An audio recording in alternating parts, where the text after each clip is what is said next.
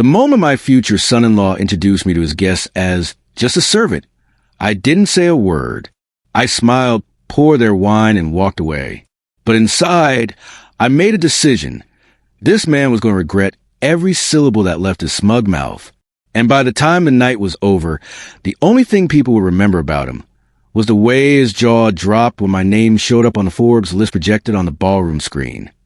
My name's Adrian Cole, and I spent the last 35 years building a logistics empire from scratch. I grew up dirt poor, the kind of poor where you reuse tea bags and patch your shoes with duct tape. But I worked my way up, starting as a dockhand, then buying my first delivery truck, then my first warehouse. Fast forward today, I own a multinational company, have properties in 3 continents, and yes, my name's been on Forbes' list of the top 100 self-made millionaires for the last 5 years. But here's the thing I never flaunted. I live simply, dress modestly, and I value humility over showmanship. My daughter, Lily, inherited that trait. She's 26, smart, kind, and fiercely independent.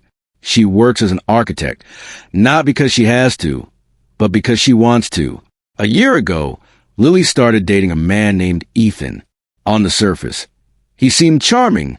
Sharp suit, confident smile, and a smooth way of talking that could convince you the sky was green. Lily told me he was ambitious and entrepreneurial. I didn't want to meddle, but something about him felt performative. Still, I wanted my daughter to be happy, so I kept my distance.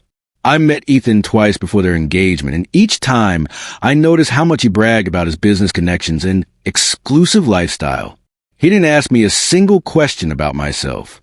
To him, I was just some older man in plain clothes. Fast forward to the wedding day. It was an extravagant event in an upscale countryside estate. Chandeliers in every room, gold-trimmed napkins, and a string quartet playing in the corner. The guest list was massive, with Ethan's side heavily represented by people who clearly loved appearances. All designer clothes and loud conversations about vacation homes. I had arrived early to help Lily with a few last-minute things. Carrying boxes, adjusting seating charts. That sort of thing. I was wearing my usual dark suit, nothing flashy. Ethan barely acknowledged me. As guests began pouring in, I noticed Ethan giving grand tours of the venue, gesturing as though he owned it. Then came the moment, the one that flipped a switch inside me. A group of his business friends had gathered near the champagne fountain, curious about the bride's family. Someone asked, "So, Ethan, who's that older gentleman helping the staff?" Ethan chuckled, and said loud enough for me to hear, "Oh, him, that's Lily's dad. He's just the servant type. Doesn't really do much. But he's harmless." A ripple of laughter followed.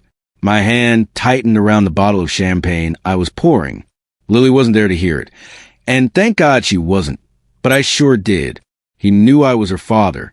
He knew, and instead of introducing me properly, he decided to diminish me in front of his friends. I swallowed my pride in that moment, but deep down, I was boiling. I didn't want to ruin my daughter's wedding. But I also wasn't going to let this man define me. The rest of the reception, Ethan kept up his little act making jokes about blue-collar folks, tossing casual insults toward a catering staff, and bragging about future plans that sounded suspiciously like he was positioning himself to live off Lily's income. At dinner, I overheard him telling one of his uncles that Lily's family wasn't exactly high society and that he planned to elevate her lifestyle. That was the moment I decided. I was going to show this arrogant man exactly who he had married into.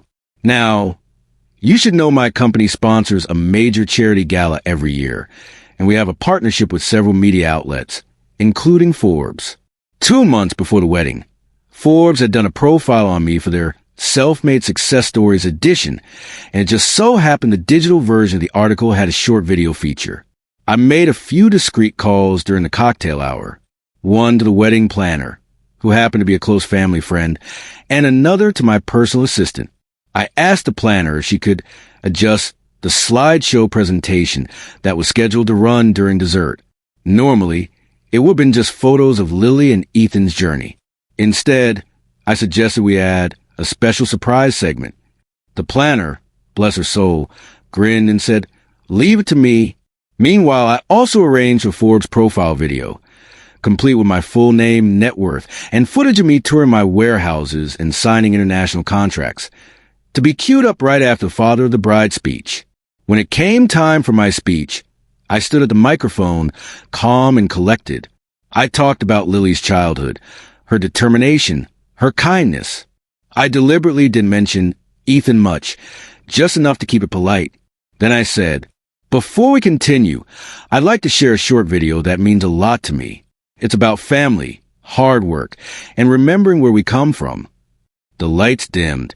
The screen lit up. The video began with drone shots of massive shipping yards, container ships bearing my company's logo, and footage of me in boardrooms with international executives. A deep, polished narrator's voice filled the room.